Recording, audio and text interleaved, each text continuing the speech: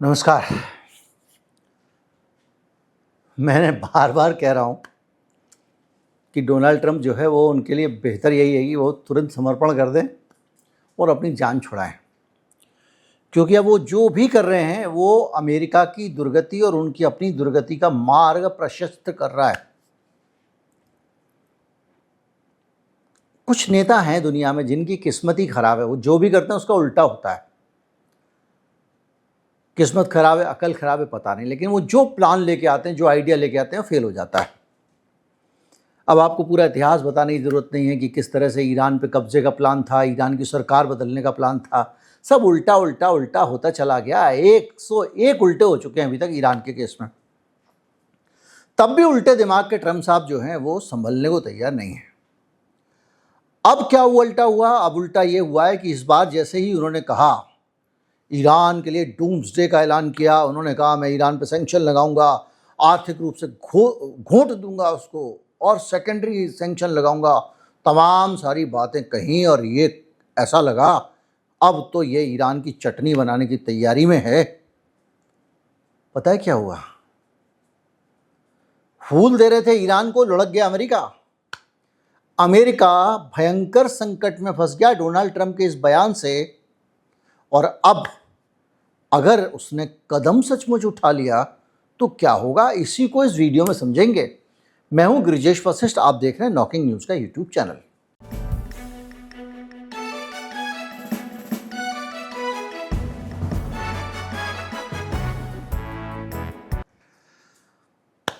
America संकट में फंसा कैसे?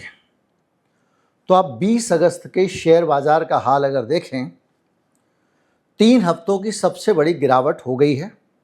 डाउ जोन्स सीधा 1.32% गिर गया है, यानी 703 अंक।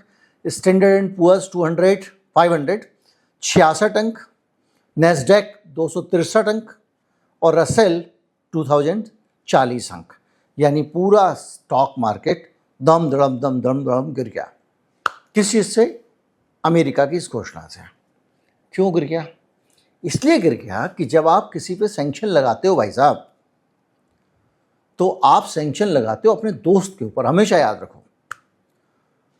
कैसे? जिसके साथ आपके साथ आर्थिक संबंध है उसी पे तो सैंक्शन लगाओगे। जिससे माल खरीद रहे हो भैया, उसी पे तो सैंक्शन लगाओगे। जिससे तुम खरीद ही नहीं रहे उस पर सैंक्शन लगाए क्या कर लोगे? तो इस चक्कर में जिनके व्यापारिक संबंध है, बाकी संबंध हैं, उन पे सैंक्शन लगने का मतलब ये है कि अमेरिका के अंदर उनसे जुड़े हुए कारोबार प्रभावित होने वाले हैं। पर कहानी इतनी सरल नहीं है, इसको थोड़ा डिटेल से समझेंगे। बहुत सारे फैक्टर खड़े हो गए हैं जो सीधे सीधे डोनाल्ड ट्रंप को यहां पर भी यू टर्न मारने को मजबूर करेंगे ही करेंगे। सबसे पहले तेल।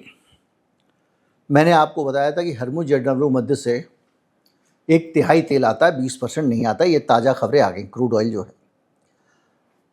और यही वजह है कि जैसे ही डोनाल्ड ट्रंप ने ये ऐलान कर दिया, तेल का दाम भाग पड़ा। 1 बैरल तेल का दाम $95 हो गया है। अब जैसे ही तेल $94 हो चुका है, अगर ये तेल ऊपर पहुंचता है तो इसका असर सारी चीज़ों पे पड़ेगा, और सारी चीज़ों पर असर जो पड़ेगा वो अमेरिका की पूरी अर्थव्यवस्था को हिलाएगा। कैसे हिलाएगा समझिए। ये जो स्टॉक मार्केट गिर रहा है, ये उस दर्द को समझ रहे हैं जो हिलाने वाले हैं। और जो हिलाएगा उसमें हम देखेंगे कि कैसे बहुत सारी चीज़ें डोनाल्ड ट्रंप के सर पे होने वाली हैं। लेकिन जो भुगतने वाले हैं वो इसलिए भुगतने वाले हैं कि उन्होंने बहुत बड़े बड़े वादे किए थे। उनकी अप्रूवल रेटिंग 33 पहुंच गई है, मतलब 100 में से 33 लोग ही डोनाल्ड ट्रंप को चाह रहे हैं कि वो बने रहें, यानी उनकी विदाई। इसके साथ पेट्रोल डीजल की कीमत अगर बढ़ती हैं तो पूरा अमेरिका एक बड़े स्तर पे महंगाई को देखेगा, क्योंकि इन चीज़ों की कीमतें बढ़ने का मतलब ये है कि बहुत सारी चीज़ें महंगी हो जाएंगी। महंगी होने का बहुत सारा साइड इफ़ेक्ट है, सिर्फ महंगा होने का नहीं है। जैसे डीजल पेट्रोल महंगा हुआ तो हम लोग कहते हैं सब्जियां महंगी हो जाती हैं, बाकी सामान महंगा हो जाता है, क्योंकि सब उसी पे ट्रांसपोर्टेशन होता है। ये उसका प्राइमरी इफेक्ट है। सेकेंडरी इफेक्ट ये होता है कि जब चीज़ों के दाम बढ़ते हैं तो अमेरिका में भारत जैसे लोग नहीं हैं कि भाई 10 रुपये कमाए तो 5 रुपये बचाएं। अमेरिका में कोई कुछ बचाता नहीं है। अगले महीने का संकट खड़ा हो जाता है आदमी के सामने, क्योंकि वहाँ व्यवस्था ही ऐसी बनाई हुई है कि कंजम्पशन बेस्ड है, जितना तुम पे कमाओ सारा का सारा पूंजीपतियों को समर्पित कर दो, सेविंग्स नहीं करने का। तो अमेरिका के लोगों के पास में अगर कुछ सेविंग्स भी होती है तो वो इन्वेस्टमेंट के तौर पे होती है, इन्वेस्टमेंट डूब जाता है, ऐसी मार्केट नीचे आता है। अब कहानी थोड़ी सी उलझ रही होगी, इधर उधर जा रही होगी, तो सरल तरीके से बताता हूं कि जब चीज़ों का दाम बढ़ेगा तो सबसे बड़ा नुकसान ये हुआ कि उनकी डिमांड गिरेगी। डिमांड गिरेगी तो खपत कम हो जाएगी। पहली चीज़, लोगों के पास पैसे नहीं होंगे खरीदने के लिए, तो वो कम सामान खरीदेंगे। कम सामान खरीदेंगे तो एक सेंटीमेंट होता है समाज का, और वो सेंटीमेंट ये होता है कि अभी अगर गड़बड़ चल रही है तो एक की जगह आधा किलो चीज़ से काम चला लो ताकि अगले महीने के लिए कुछ बच जाए। तो लोग गैर ज़रूरी खरीदारी बंद कर देते हैं। इससे क्या होता है, उत्पादन गिरता है, पूरे समाज पे उत्पादन गिर जाता है। अब जिन विदेशी कंपनियों पे आप सैंक्शन लगाओगे, ये सब चीज़ें एनालाइज की गई हैं अमेरिका में। आपको लग रहा होगा कि जैसे मेरे विचार हैं, क्योंकि मैं अक्सर इस तरह की बातें आपको बताता रहता हूँ, लेकिन ये पूरा वहाँ एनालाइज किया गया है। इसको लेकर बड़े बड़े आर्टिकल छप रहे हैं कि कैसे करके अमेरिका का नाश मार दिया डोनाल्ड ट्रंप ने। तो क्या होगा कि महंगाई जो है वो बढ़ने से डिमांड कम होती है, डिमांड कम होने से इंडस्ट्रियल प्रोडक्शन कम होता है, जीडीपी कम होती है। अब समस्या एक और भी है। अब अगर महंगाई बढ़ रही है तो आपको क्या करना पड़ेगा, सरकार चाहती है कि महंगाई बढ़ रही है तो क्या करो, आप ब्याज बढ़ा दो। ब्याज बढ़ा दोगे तो मार्केट में पैसा कम जाएगा तो लोग नहीं खरीदेंगे। अब जब लोग पैसा कम जाएगा और नहीं खरीदेंगे, इसके लिए ब्याज बढ़ाना पड़ता है। लेकिन महंगाई जो है उसके चक्कर में दिक्कत ये हो रही है कि ब्याज को ये कम नहीं कर पा रहे हैं। ब्याज को कम नहीं कर पा रहे हैं मतलब सीधी सी बात यह है कि महंगाई ज़्यादा होगी तो ब्याज को कम नहीं कर सकते, आपको ब्याज बढ़ाना पड़ेगा ताकि पैसे की उपलब्धता ना हो। ये तो आप समझ गए। लेकिन अगर ब्याज को ज़्यादा रखोगे तो उद्योग वाले आपसे लोन नहीं लेंगे। जब लोन नहीं लेंगे और पैसे की उपलब्धता कम हो जाएगी तो बाजार की गतिविधियां प्रभावित होंगी, इकोनॉमी पर उसका बुरा असर पड़ेगा, क्योंकि सारे काम धंधे लोन से ही चलते हैं ना। अब मान लीजिए कोई आप कारोबार खोलना चाहते हैं, अब आप बैंक में लोन लेने गए हैं, पता चला लोन महंगा पड़ रहा है, तो आप कह रहे हो कि मार्केट में जो बाज़ार है उसमें मुझे तो प्रॉफिट होगा 3%, 1.5% तो बैंक आपका लोन ही ले लेगा, तो मेरा क्या बचेगा। तो लोग उससे दूर जाते हैं। तो कारोबार के लिए लोग लोन नहीं उठाते हैं। लोन नहीं उठाते हैं तो आर्थिक गतिविधियां गड़बड़ाती हैं। तो आर्थिक गतिविधियां गड़बड़ाती हैं तो उनको ठीक करने के लिए सरकार को ब्याज कम करना पड़ता है, आरबीआई को, जैसे अमेरिका में फेड है। अब वहाँ पर वो जब ब्याज कम करेंगे तो और महंगाई बढ़ जाएगी, क्योंकि महंगाई और ब्याज एक दूसरे के व्युत्क्रमानुपाती हैं। ब्याज बढ़ेगा तो महंगाई कम होगी, महंगाई बढ़ेगी तो ब्याज कम करना पड़ेगा। मतलब ये ब्याज बढ़ेगा तो महंगाई कम हो जाएगी, ब्याज घटेगा तो महंगाई बढ़ जाएगी, ऐसे समझ लीजिए आप। अब ये यहाँ तक आप समझ गए कहानी जो फर्क डाल रही है। दूसरी कहानी ये हो रही है कि अब जब आपके यहाँ पे इकोनॉमिक एक्टिविटीज़ नहीं होंगी और पूरी दुनिया में जब चूँकि ये तो आप सैंक्शन लगा रहे हो पूरी दुनिया पे, तो लोगों के पास जो पैसे हैं वो पैसे पे भी असर पड़ेगा। कैसे पड़ेगा समझिए। अब आप समझिए अमेरिका की सरकार पे क्या संकट आ गया इससे। अभी क्या है, अमेरिका की सरकार के ऊपर भयंकर कर्जा है, $40 ट्रिलियन का कर्जा है। अब $40 ट्रिलियन का जो कर्जा उसके ऊपर है, उस कर्जे को बगैर वो सरकार नहीं चला सकते। अमेरिका की सरकार कर्जे में ही चलती है और देश दिवालिया होने के कगार पर खड़ा हुआ है। अब सरकार चलाने के लिए आपको चाहिए कर्जा। जब ब्याज दर ज़्यादा होगी, जब मार्केट में ज़्यादा ब्याज चल रहा होगा, तो कोई सरकार के बॉन्ड क्यों खरीदेगा। जो ट्रेजरी बॉन्ड हैं, जो अमेरिका की सरकार अपने बॉन्ड बेचती है, उन बॉन्ड्स की डिमांड कम हो जाती है। लोग कहते हैं भैया इसमें तो कम रिटर्न मिल रहा है क्योंकि तो ब्याज में मिल जा रहा है, तो भैया एक काम करो, इस बॉन्ड पे या तो तुम बढ़ाओ, क्योंकि ब्याज में तो ऐसा जितना दिन बैंक में रखोगे उतने ब्याज मिल जाएगा। बॉन्ड की एक अवधि होती है भाई, 3 साल, 5 साल, 10 साल के लिए आपने लिया है, तो उस 10 साल के लिए आप अगर ले रहे हो तो हमको ब्याज बढ़ा के दो। तो क्या होगा कि बॉन्ड यील्ड बढ़ जाती है। अब जब बॉन्ड की मांग, बॉन्ड पे ब्याज की मांग बढ़ जाएगी तो डोनाल्ड ट्रंप पे प्रेशर आएगा। अब उसको बचाने के लिए डोनाल्ड ट्रंप क्या कर रहे हैं, बहुत सारे बॉन्ड को बाई बैक कर रहे हैं, लेकिन उसके बावजूद असर नहीं पड़ रहा है। तो बॉन्ड की यील्ड बढ़ने से क्या होता है, होता यह है कि अमेरिका के सरकारी बॉन्ड खरीदने का मतलब यह है अमेरिका की सरकार को कर्जा दे रहे हो आप। अब जब इतना बुरा हाल होगा तो कौन है इसके खरीदार? जापान है, क्योंकि जापान में ब्याज कम होता है। अब तो 1% फिर भी हो गया, पहले 0 होता था। तो लोग जापान से पैसा उठा के अमेरिका के बॉन्ड खरीद लेते हैं, यानी सर्टेन गेन वाले, ये भी कमाई का जरिया लोगों का। उसी तरह से जो मिडिल ईस्ट के देश हैं, बड़े बड़े देश, यूएई है, ये सब लोग हैं, ये लोग भी बॉन्ड खरीदते हैं अमेरिका के। लेकिन ब्याज दरें ऊपर होंगी, बाकी चीज़ें ऊपर होंगी, और इस तरह की अस्थिरता चल रही होगी, अफरा तफरी चल रही होगी जो डोनाल्ड ट्रंप ने फैलाई है। तो ऐसे में लोग पैसे को होल्ड करेंगे या दूसरी जगह लगाएंगे, तो बॉन्ड जो है उसका दाम बढ़ाना पड़ेगा, यील्ड बढ़ानी पड़ेगी, यानी उस पर देने वाला रिटर्न बढ़ाना पड़ेगा। और रिटर्न बढ़ने के लिए सरकार के ऊपर एक प्रेशर आता है। कैसे आता है? भाई आपने $40 ट्रिलियन का अगर लिया हुआ है कर्जा, तो आप उसके ऊपर ब्याज दे रहे हो ना, महंगा कर्जा उठाओगे तो और ज़्यादा पैसा देना पड़ेगा, यानी अमेरिका की सरकार संकट में पड़ गई। इससे क्या है कि एक बड़ी सीधी चीज़ जो है वो ये हो गई है कि एक बुरी तरह से पूरा मामला जकड़ गया है। अब सरकार का कर्ज, कंपनियों पे जो कर्ज है वो महंगा हो गया बॉन्ड यील्ड बढ़ने से। घर खरीदने के लिए जो होम लोन है उन पे रोल ज़्यादा, कार लोन पे ज़्यादा, सरकार के लिए कर्ज पर ज़्यादा, यानी हर जगह पैसा हो गया ऊपर। कंपनियों की लागत बढ़ गई, कर्ज बढ़ गया, मुनाफे पर दबाव, शेयरों की कीमतों पे दबाव। यानी एक सबसे बड़ी दिक्कत ये कि अमेरिका एक अजीब से चक्कर में फंस गया। कैसे फंसा? ट्रंप बाबू के एक बयान से, टी डे है हमारा, ईरान को बर्बाद कर देंगे। अब इसके बाद में दूसरा खतरा क्या है? दूसरा खतरा ये है कि जो देश ईरान के साथ थोड़ा बहुत कारोबार करते थे और जो अमेरिका में कारोबार किया करते थे वो सदमे में आ गए।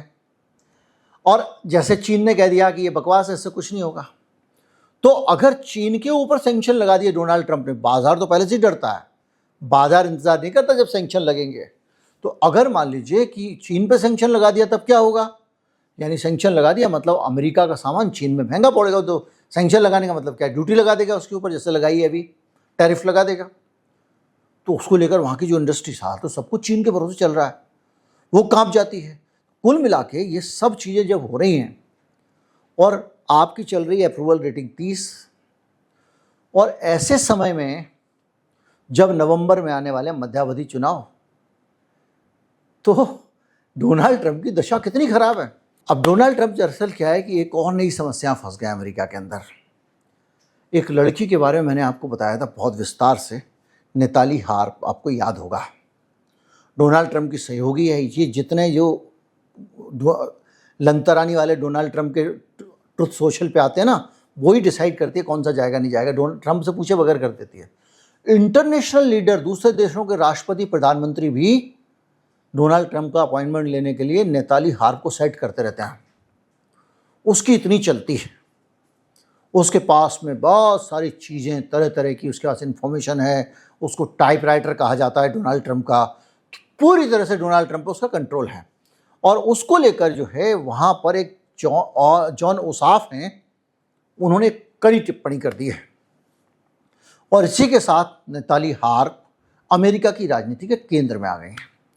उन्होंने कहा है कि ये जॉर्जिया के डेमोक्रेट हैं जॉन ओसाफ, उन्होंने कहा है कि ट्रंप जो है वो काम करने के बजाय कभी तो बॉलरूम बनाते हैं और कभी नेताली के साथ यात्रा करना चाहते हैं। ओसाफ ने कहा कि Trump doesn't want to do the job, वो अपना काम करना नहीं चाहते, उनको तो या तो वो बॉलरूम बनवा लो या नेताली के साथ घुमा लो। अब इसके साथ बवाल खड़ा हो गया। ये वो वैसे ऑफिशियली स्पेशल असिस्टेंट और एग्जीक्यूटिव असिस्टेंट कही जाती हैं डोनाल्ड ट्रंप की, लेकिन ट्रुथ सोशल पे जितना कुछ आ रहा है वो वही करती है।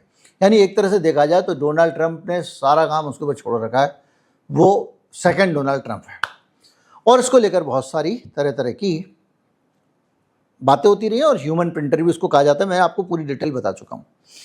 अभी क्या हुआ कि ये आरोप लगने के ठीक बाद में डोनाल्ड ट्रंप के साथ भावनाओं से भरे हुए नेताली हार्प के कुछ पत्र आ गए, और ये पत्र मार्केट में आने के साथ डोनाल्ड ट्रंप की कहानी हो गई है टेढ़ी। इन पत्रों में डोनाल्ड ट्रंप के साथ में नेताली की भावनात्मक और गहरी निष्ठा दिखाई गई है। डेली बीस्ट ने इस सारे के सारे पत्रों को उठा के प्रकाशित कर दिया। 2023 की ये चिट्ठियां बताई जा रही हैं। इसमें व्यक्तिगत और भावनात्मक निष्ठा की बात है और साथ ही उन्होंने बहुत सारी बातें कही हैं। जैसे कहा गया कि डोनाल्ड ट्रंप मेरे लिए बहुत मायने रखते हैं, मैं उन्हें कभी निराश करना नहीं चाहते हैं, मैं कुछ भी नहीं हूँ उनके सामने, डोनाल्ड ट्रंप के सामने। ट्रंप से कहती हैं कि दोनों के बीच सब कुछ हमेशा ठीक रहे, इस बात के लिए वो डरती रहती हैं और ट्रंप की नज़र में कभी उनकी छवि खराब ना हो जाए। हार्प ने ट्रंप को मेरे जीवन के गार्जियन और प्रोटेक्टर भी लिखा एक जगह पे, और मतलब इसका मतलब था रक्षा का संरक्षक। और इसके साथ साथ दूसरे पत्र में उन्होंने लिखा कि वो उन महिलाओं से ईर्ष्या करती हैं जिनका काम ट्रंप से बात करना और सुंदर दिखना है। I want that job.